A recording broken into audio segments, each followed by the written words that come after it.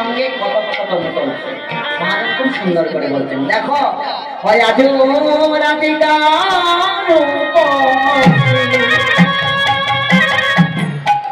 লহিয়া তুলসী কহগে মধুর কথা, হয় আজ রাধিকা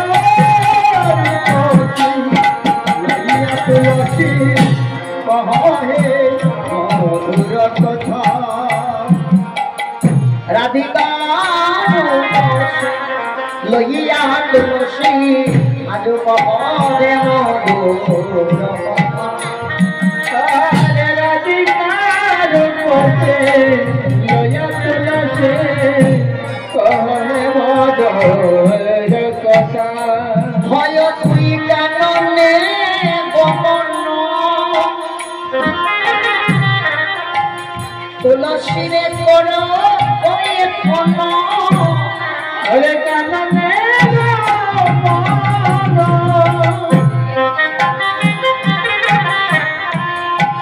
তুলসী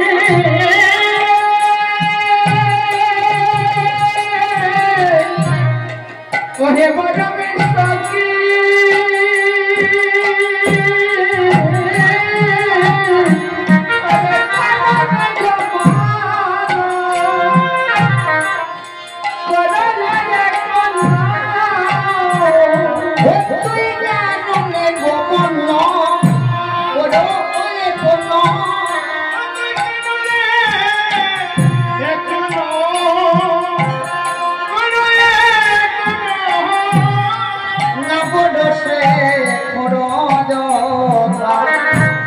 কাননে গমন করো আমার নগরে সকল যতহে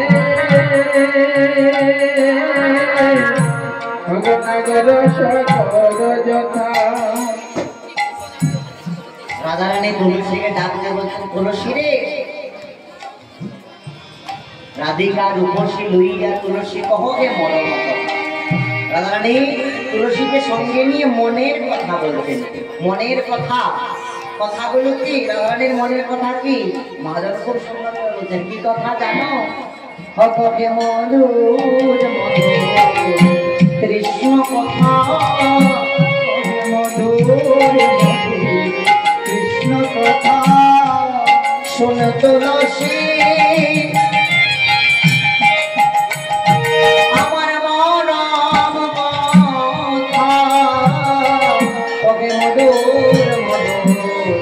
কৃষ্ণ কথা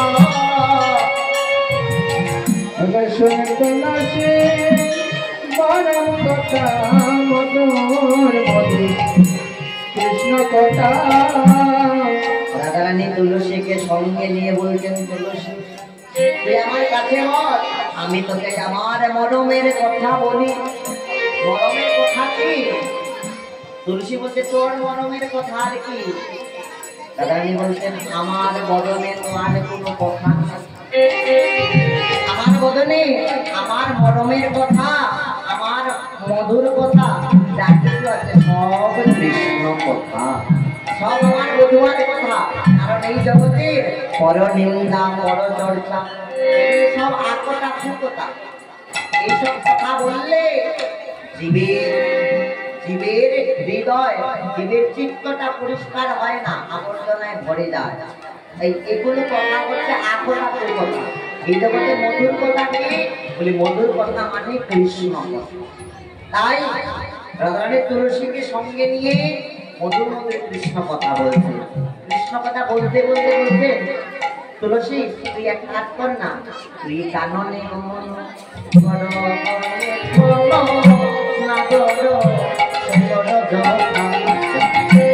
কাননে গমন মানে তুই যা ওই কাননে গিয়ে দেখে আয় আমার পরাণ বধুয়া, আমার শ্যামনগর কেমন আছে, তুই একবার একটু দেখে আয়।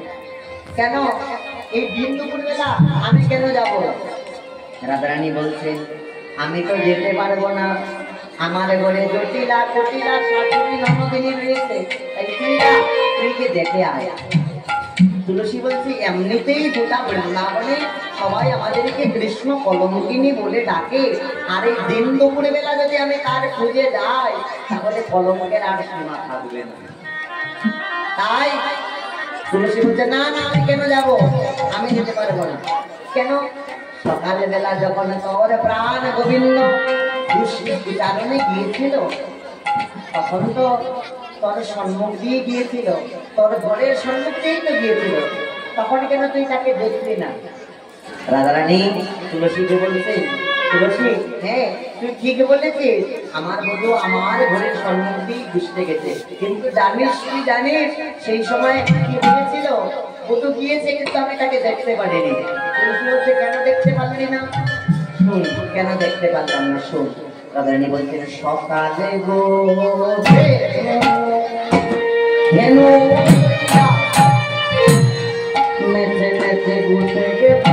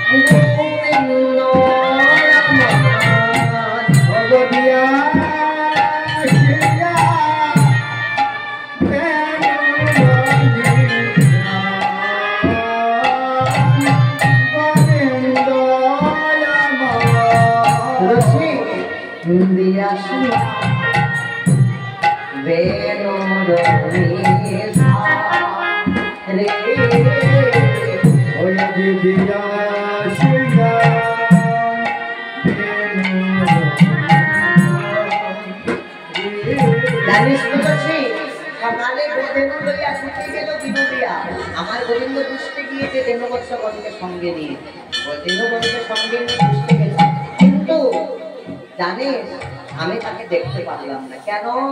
কারণ কি জানিস? কারণ গুরুজনায় সখীরে আমি না পারিলাম বাহির বসে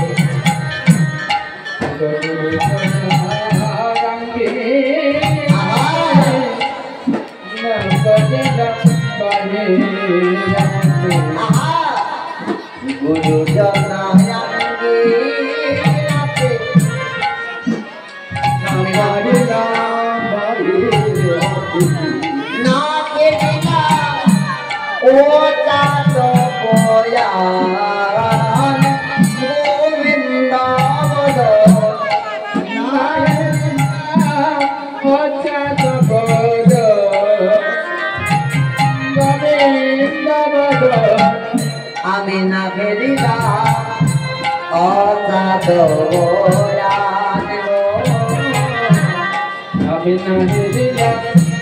আমি না ফেরিলা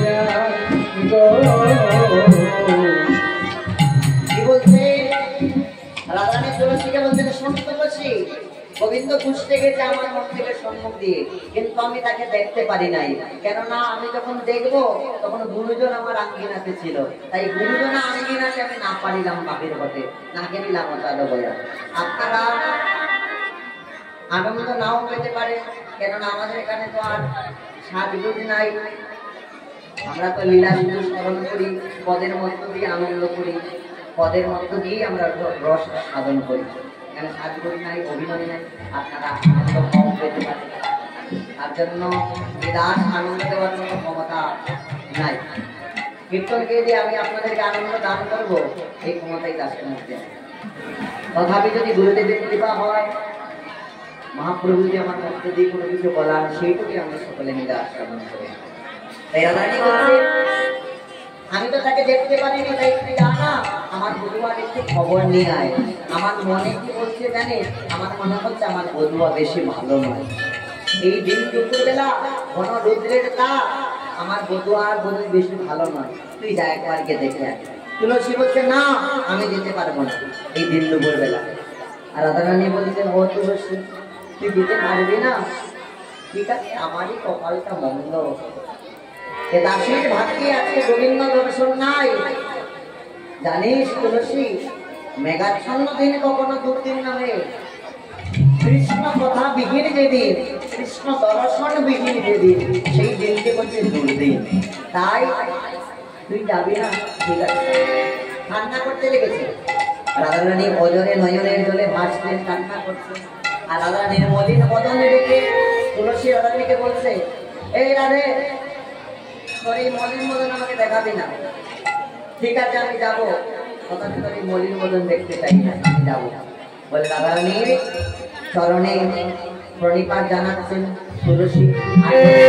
ঠিক আছে, আমি যাব, তবে আমি যে যাব আমার একটা পুরস্কার লাগবে, আমার একটা পুরস্কার লাগবে। আমি যে যাব তোর গোবিন্দের খবর নিয়ে আসবো, তার জন্য আমাকে কি দিবি? আমার একটা পুরস্কারের প্রয়োজন।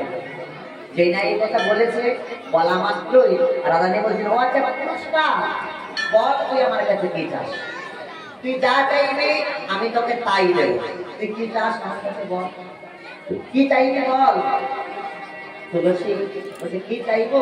রাধারানী বলছেন, কি চাস তুই বল, তুই যা চাইবি আমি তোকে তাই দেবো। রাধারানী বলছে, কিনে আমার যে এই যে গলার যে গজমতি হার, রাধারানী তো রাজা কন্যা, রাধারানী গলার মধ্যে সবসময় গজমতি হার করতে।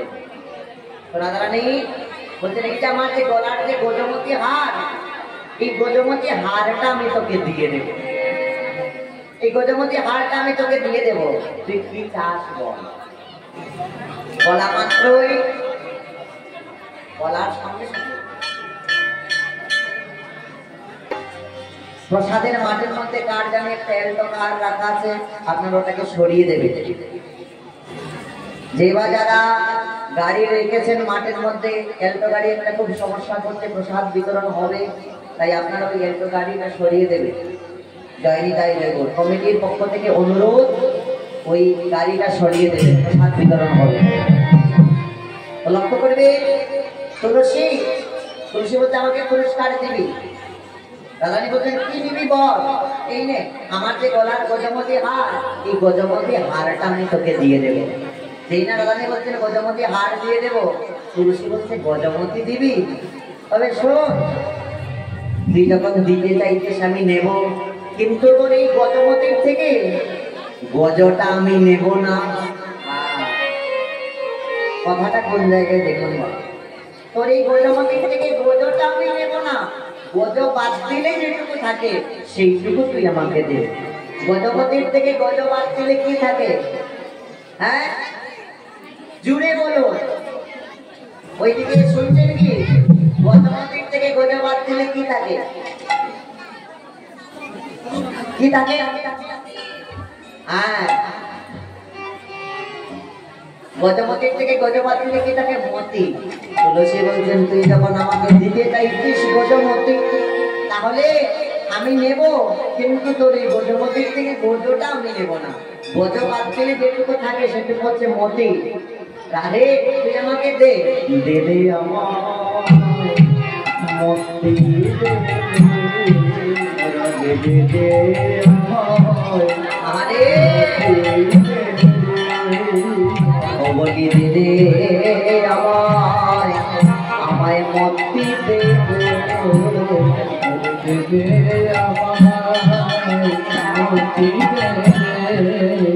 আমাকে মতি দে। গজমতির থেকে গজ আমি নেব না, মতি দে। বলে কিসের মতি? কি মতিটা? তোদের